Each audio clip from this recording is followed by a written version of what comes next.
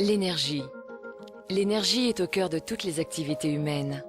Pour se nourrir, se divertir, bouger, s'éclairer, se chauffer, construire, l'homme a besoin d'énergie. Avec l'augmentation de la population mondiale, l'émergence de nouveaux pays industrialisés, les besoins en énergie vont continuer d'augmenter fortement. Cette consommation d'énergie est une des causes principales du réchauffement climatique de la planète. Nous devons donc faire face à un double défi. Satisfaire les besoins en énergie de l'humanité tout en limitant l'impact de sa consommation sur notre environnement. Le solaire est une des énergies qu'il faudra développer. Le soleil constitue en effet une source d'énergie inépuisable. Chaque jour, le soleil émet sous forme de lumière l'équivalent de 27 années de consommation électrique.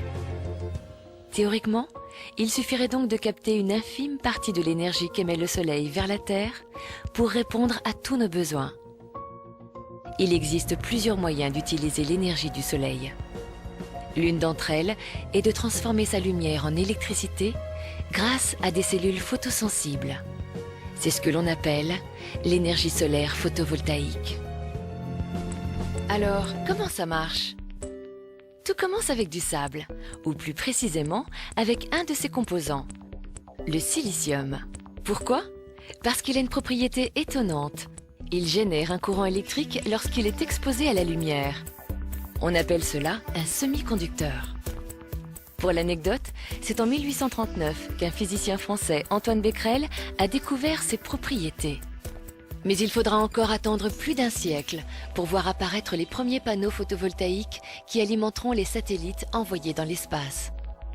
Un des atouts du silicium, c'est qu'on le trouve en grande quantité. C'est le deuxième élément le plus abondant sur Terre après l'oxygène. Comme toute la matière qui nous entoure, le silicium est constitué d'atomes. Un atome, c'est un noyau de particules autour duquel gravitent des électrons, des charges négatives. Quand les panneaux photovoltaïques sont exposés à la lumière, les électrons du silicium s'agitent dans tous les sens. Ils passent d'un atome à l'autre. Pour autant, ça ne fait pas un courant électrique. Un courant électrique, c'est une circulation d'électrons dans un sens bien précis. Pour obtenir ce courant, on va doper le silicium. Le dopage du silicium est une opération qui consiste à obtenir d'un côté un surplus d'électrons et de l'autre un déficit d'électrons. On crée ce que l'on appelle une tension électrique. De cette manière, les électrons circulent toujours de la borne négative, qui possède un surplus d'électrons, un surplus de charge négative, vers la borne positive, qui, elle, présente un déficit d'électrons. Finalement, c'est ce qui se passe avec une pile et c'est exactement ce que l'on cherche à reproduire avec des panneaux photovoltaïques. Ils sont constitués de plusieurs couches. Sur la couche exposée à la lumière, on a ajouté du phosphore, autrement dit, un matériau dont les atomes possèdent davantage d'électrons que ceux du silicium. Et sur la couche inférieure, on a ajouté du bore, un matériau dont les atomes, cette fois, possèdent moins d'électrons que ceux du silicium. On obtient donc une sorte de pile, avec d'un côté une borne négative, qui présente un surplus d'électrons grâce au phosphore, et de l'autre, une borne positive, qui présente un déficit d'électrons grâce au bore.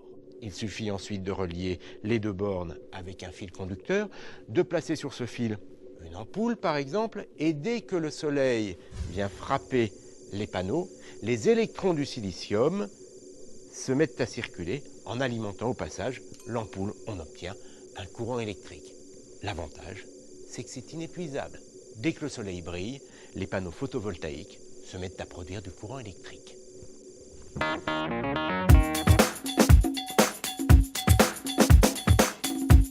Le silicium se trouve entre les éléments aluminium et phosphore. Par conséquent, un atome de silicium compte 2 électrons sur la première couche, 8 électrons sur la deuxième couche et seulement 4 sur sa dernière couche. La dernière couche, dite couche de valence, possède des électrons de valence. Chaque atome de silicium possède seulement 4 électrons de valence. Pour parvenir à un état stable, les atomes vont se lier par des liaisons covalentes. Dans ce cas-là, chaque atome a gagné 4 électrons pour aboutir à un total de 8 électrons sur la dernière couche. Les atomes étrangers sont introduits dans le réseau cristallin pour atteindre un état instable.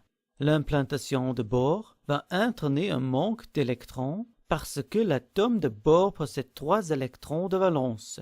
En revanche, la présence de phosphore crée des électrons supplémentaires. Une cellule solaire est composée de 2 couches de silicium placées en contact étroit l'une avec l'autre. Une couche a été dopée positivement, l'autre couche a été dopée négativement. Les doigts de contact sont installés au-dessus de la cellule solaire.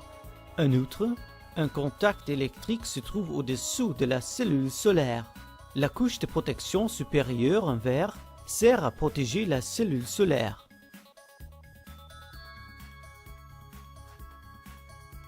La région entre les couches est la région la plus intéressante. À l'interface de ces 2 couches, les électrons et les trous se combinent et donnent naissance à un champ électrique. Ce champ électrique empêche le déplacement des électrons libres et des trous. Dès que les rayons du soleil frappent les couches, les photons se convertissent lors de leur passage par les couches en paires électrons-trous. Si la conversion se réalise dans le champ électrique, les électrons se déplacent dans la couche négative et, en revanche, les trous se dirigent vers la couche positive. La diffusion des trous vers la région positive et des électrons vers la région négative provoque un déséquilibre.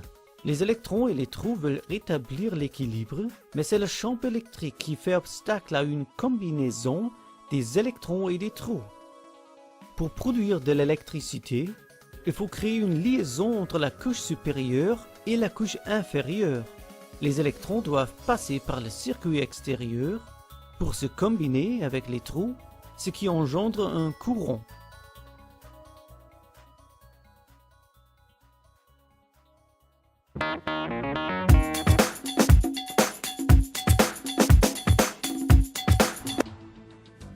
Le matériau de base est le silicium, qui a été déjà préalablement mélangé avec des atomes de bore pendant la cristallisation.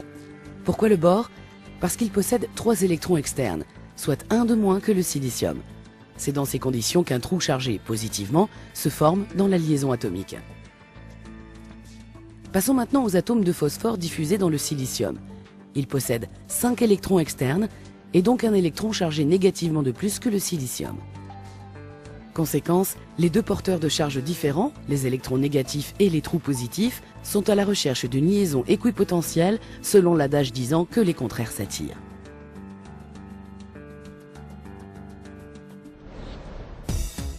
Toutefois, le mouvement des porteurs de charge libre trouve son véritable élan uniquement lorsque le Soleil se met à envoyer ses rayons.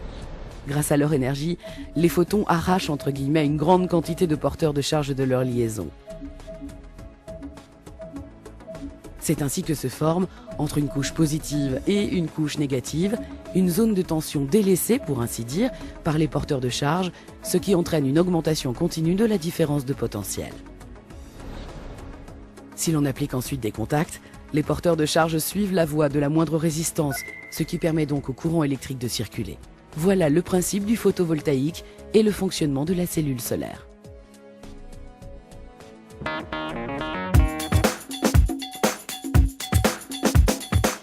Les panneaux solaires, mis au point par la suite, vont permettre de transformer le rayonnement solaire en électricité. Lorsque les photons heurtent la surface des cellules, ils mettent en mouvement les électrons de la matière, ce qui génère un courant électrique recueilli au sein des cellules par de fins fils métalliques. Les cellules, branchées en série, produisent ainsi un courant continu converti grâce à un onduleur en courant alternatif compatible avec le réseau d'électricité. L'onduleur est relié à un coffret de sécurité, puis au compteur électrique. Les maisons équipées de panneaux solaires disposent donc de 2 compteurs. Le premier comptabilise l'électricité produite par le panneau et le second comptabilise l'électricité consommée.